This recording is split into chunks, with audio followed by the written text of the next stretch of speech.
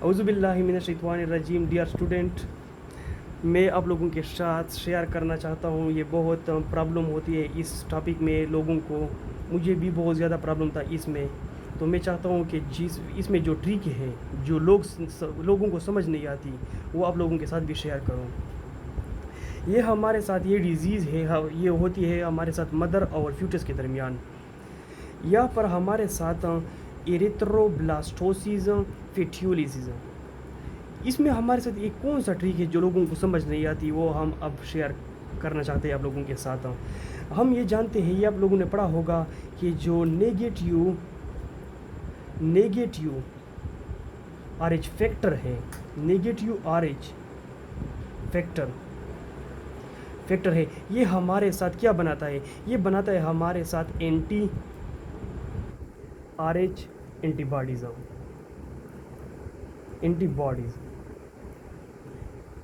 और जो हमारे साथ पॉजिटिव आरएच फैक्टर है, पॉजिटिव आरएच फैक्टर है, ये हमारे साथ एंटीबॉडीज़ नहीं बनाता। नो एंटीबॉडीज़ नहीं बनाता। तो यहाँ पर हमारे साथ ये क्या होता है?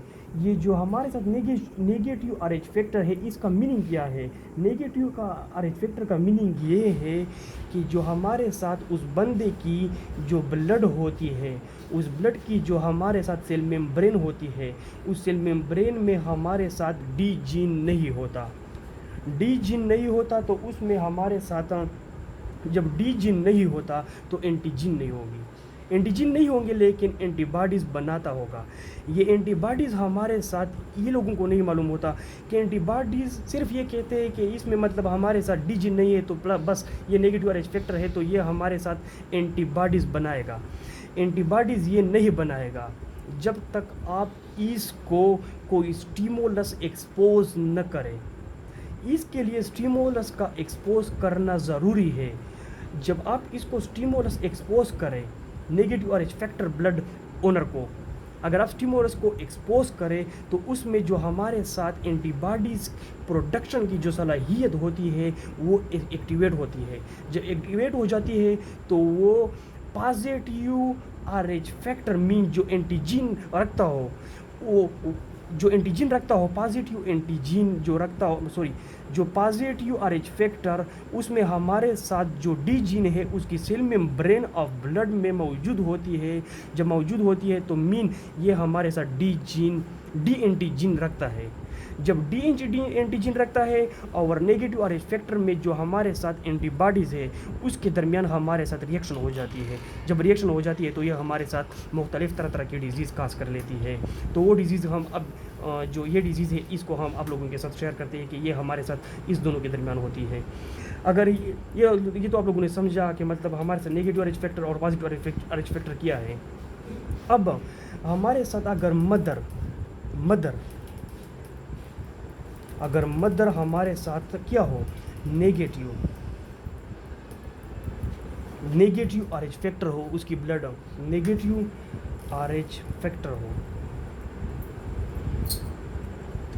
तो फिर इस मदर की जो फर्स्ट प्रेगनेंसी है वो ऑलवेज स्टिमुलेट होगी, वो ऑलवेज नॉर्मल होगी। डिलीवरी हुई, नॉर्मल हुई तो उसमें जो हमारे साथ एंटीबॉडीज़ है वो स्टिमुलेट हो गए। जब एंटीबॉडीज स्टिमुलेट हो गए तो सेकेंड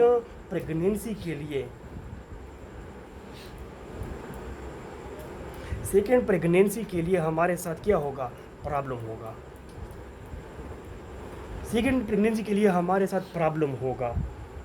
अब ये मदर है, नेगेटिव आरएच फैक्टर है, उस प्रॉब्लम जब तब तक होगा जब बच्चा इसके मदर के यूट्रस में हमारे साथ, मतलब फ्यूटस जो है ना वो हमारे साथ पॉजिटिव आरएच फैक्टर रखता हो, फिर होगा। अगर नेगेटिव मदर हो और नेगेटिव फ्यूटस हो तो प्रॉब्लम क्रिएट नहीं होगी। अब हम यहाँ पर करते हैं इसमें बात पॉजिटिव की। फ्यूटस पॉजिटिव होगा, फ्यूटस हमारे साथ पॉजिटिव होगा, पॉजिटिव आरएच फैक्टर।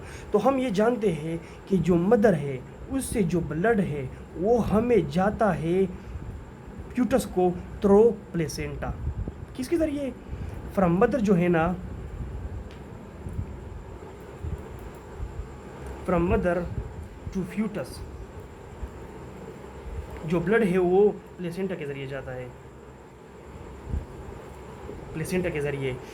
तो यहाँ पर तो हमारे साथ जो क्या है, यहाँ पर तो मदर हमारे साथ एक्टिवेटेड है for the production of antibodies against the positive Rh factor, ये जानते हैं हम।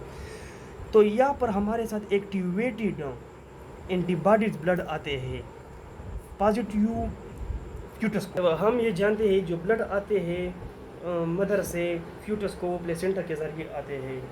तो ये जो ब्लड आता है ये हमारे साथ एक्टिवेटेड है for protection of antibodies against the positive Rh factor. तो हमारे साथ यहाँ पर जो फ्यूटस है हमारे साथ पॉजिटिव आरएच फैक्टर है, ये जो मदर है हमारे साथ ये नेगेटिव आरएच फैक्टर है। नेगेटिव आरएच फैक्टर हमारे साथ क्या बनाता है? एंटीबॉडीज बनाता है। तो प्लेसेंटा के ज़रिए ब्लड आ गया, किसको? फ्यूटस को। फ्यूटस को हमारे साथ अरे प्लेसेंटा के ज़रिए जब ब्लड आया तो ये तो एंटीबॉडीज़ है अगेंस्ट द डी एंटीजीन जो रखता है positive Rh factor cell membrane में of the RBCs, sorry plasma membrane, sorry plasma membrane and cell membrane is एक ही बात है। तो ब्लड आया फ्यूटस को, फिर क्या होगा? हमारे साथ यहाँ पर एंटीबॉडीज और एंटीजीन के दरमियान हमारे साथ रिएक्शन होगा। ये रिएक्शन हमारे साथ जो एंटीजीन मीन डी एंटीजीन प्लस एंटीबॉडीज है वो हमारे साथ जो रिएक्शन होगा वो काज करेगा क्या? हमारे साथ फ्यूटस में हेमोलाइटिक काज करेगा। हेमोलाइटिक किसको कहते हैं? ब्रेकडाउन ऑफ आरबीसी,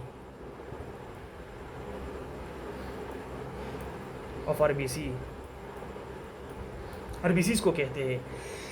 यहाँ पर हमारे साथ फ्यूटस में ब्रेकडाउन ऑफ आरबीसी होगा, फ्यूटस में हमारे साथ आरबीसीज की मकदार कम होगी। जब फ्यूटस में हमारे साथ आरबीसीज की अमाउंट कम होगी तो उसमें क्या काज होगा? एनीमिया। द ब्रेकडाउन या the decrease in the RBC is called anaemia. यहाँ पर हमारे साथ क्या होगा? ब्रेकडाउन ऑफ आरबीसी होगा। इस फ्यूटस में हमारे साथ एनीमिक होगा। ये फ्यूटस जो है ना ये हमारे साथ एनीमिक होगा, ये फ्यूटस जो है ना एनीमिक होगा।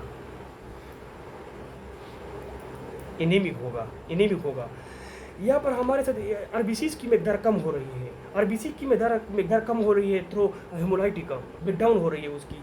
तो हमारे साथ यहाँ पर जो लीवर है और जो स्प्लीन है उसकी वो स्वेल हो जाती है।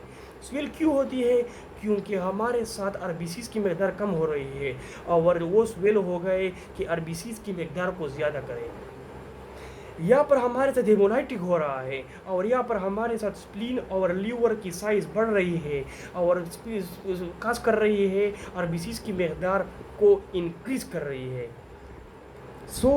आरबीसीज की मकदार भी इंक्रीज़ हो रही है, हेमोलाइटिक प्रोसेस भी इंक्रीज़ हो रहा है। तो हम ये कहते हैं कि the product of RBCs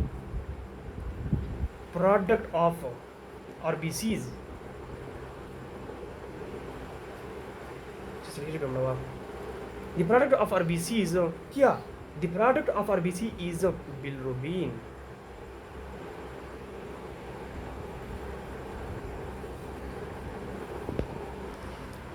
product of RBC bilirubin है। और बिलरुबिन हम जानते हैं कि बिलरुबिन की जो कलर है वो क्या है? जो बिलरुबिन की कलर है वो हमारे साथ येलो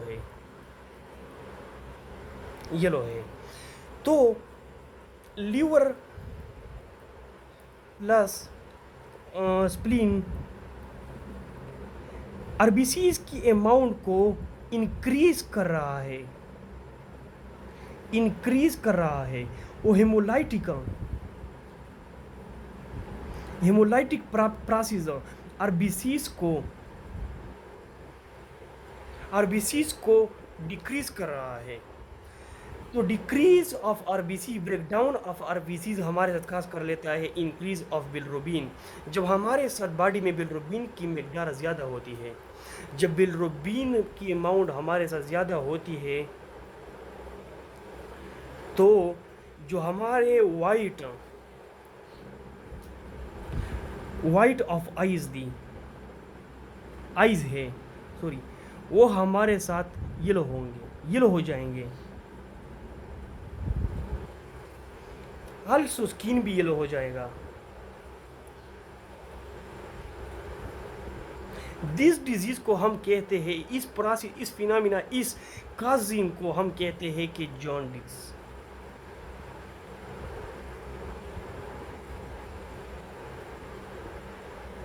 कहते हैं इसको। अगर हमारे साथ यहाँ पर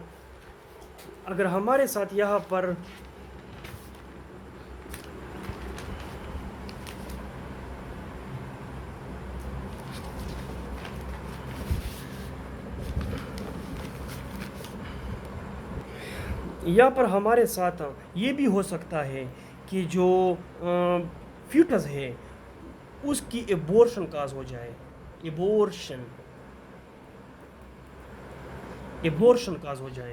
एबॉर्शन ये भी हो सकता है कि ये डिलीवरी हमारे साथ हो जाए। जब डिलीवरी हो जाए तो ये हमारे साथ नॉर्मल डिलीवरी नहीं होंगी, बल्कि ये हमारे साथ एनीमिक होगा। ये बच्चा, बेबी एनीमिक बेबी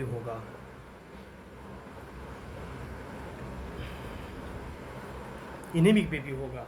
यहाँ पर लोगों को ये क्वेश्चन करते हैं बहुत ज़्यादा, ये लोग जो है ना, ये क्वेश्चन बहुत ज़्यादा रिपीट करते हैं कि हम तो ये जानते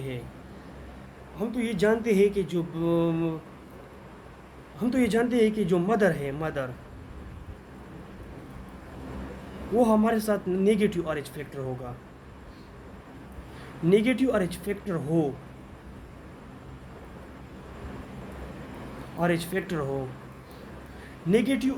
हो और फ्यूटस जो है ना, वो हमारे साथ क्या हो, पॉजिटिव RH फैक्टर हो।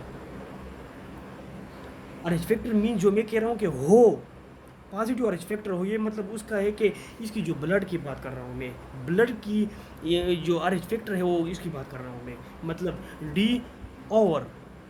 डी जीन की प्रेजेंस और एब्सेंस पर बात कर रहा हूँ मैं। ओके, नेगेटिव में हमारे साथ जो डी जीन होता है वो हमारे साथ मौजूद नहीं होता, जिसकी वजह से उसमें जो एंटीजीन डी होता है वो मौजूद नहीं होता, उसमें हमारे साथ एंटीबॉडीज़ होते हैं। ओके, ये मदर हमारे साथ जो है ना नेगेटिव RH फैक्टर है, तो ये ज़रूरी नहीं है कि मदर जो है ना वो हर प्रेगनेंसी को जो है ना लॉस कर ले, नहीं। इसमें हमारे साथ जो नेगेटिव RH फैक्टर का जो बेबी होगा वो नॉर्मल होगा। लेकिन ये प्रॉब्लम सिर्फ और सिर्फ किसके लिए है? ये प्रॉब्लम हमारे साथ सिर्फ और सिर्फ पॉजिटिव RH फैक्टर के लिए है, क्योंकि पॉजिटिव RH फैक्टर में हमारे साथ डी एंटीजन होता है और जो नेगेटिव RH फैक्टर है उसमें हमारे साथ एंटीबॉडीज़ होते हैं, एंटी-RH एंटीबॉडीज़ होते हैं। तो हमारे साथ यहाँ पर हमारे साथ रिएक्शन होते हैं एंटीबॉडीज़ और एंटीजीन के दरमियान, जो काज कर लेते हैं इस डिजीज़ को। ओके, यहाँ पर लोगों को ये क्वेश्चन बहुत ज़्यादा तंग करती है कि हमारे साथ जो मदर है अगर वो हमारे साथ नेगेटिव हो और जो फ्यूटस है वो हमारे साथ पॉजिटिव हो, तो हम ये भी जानते हैं कि हमारे साथ मदर से जो ब्लड आता है किसको, फ्यूटस को, थ्रू प्लेसेंटा आता है। ये भी जानते हैं कि फ्यूटस से ब्लड वापस भी जाता है किसको, मदर को, थ्रू प्लेसेंटा जाता है। यहाँ पर नेगेटिव मदर RH फैक्टर जो ओनर है उसकी, ये क्या करेंगी, यहाँ से ब्लड आई फ्यूटस को यहाँ पर बच्चे में हेमोलाइटिक काज करेंगी। हेमोलाइटिक मीन ये डिजीज़ खास करेगी कौन सा डिजीज़, एरेथ्रोब्लास्टोसिस, ये डिजीज़ काज करेगी। इस तरह नहीं हो सकता कि हमारे साथ यहाँ पर जो फ्यूटस है वो हमारे साथ क्या हो, वो हमारे साथ नेगेटिव RH फैक्टर की ओनर हो, और जो मदर है वो हमारे साथ पॉजिटिव RH फैक्टर की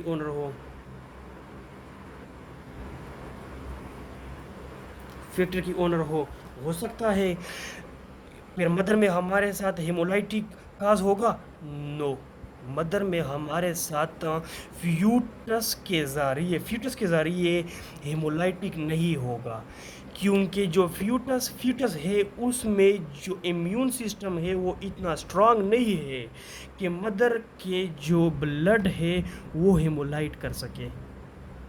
लेकिन अगर मदर नेगेटिव RH फैक्टर हो और फ्यूटस हमारे साथ पॉजिटिव RH फैक्टर हो, तो फ्यूटस में हमारे साथ जो है ना हेमोलाइटिक, ये जो एरेथ्रोब्लास्टोसिस फ्यूटुली वो काज हो सकती है, क्योंकि हमारे साथ जो मदर का इम्यून सिस्टम है वो इतना स्ट्रांग है कि हमारे साथ जो फ्यूटस का इम्यून सिस्टम है वो डिस्टर्ब कर ले और जो उसकी ब्लड है उसकी ब्रेकडाउन कर ले और एनीमिक काज करे, और जो उसकी डिजीज़ का नाम है एरेथ्रोब्लास्टोसिस।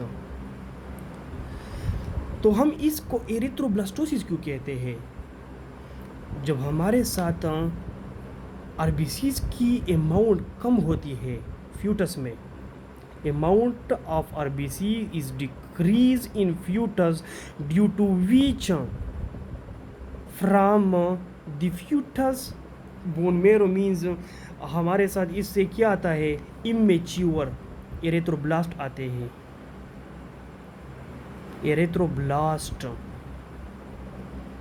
एरेथ्रोब्लास्ट आते हैं, इसकी वजह से हम इसको कहते हैं कि एरेथ्रोब्लास्टोसिस।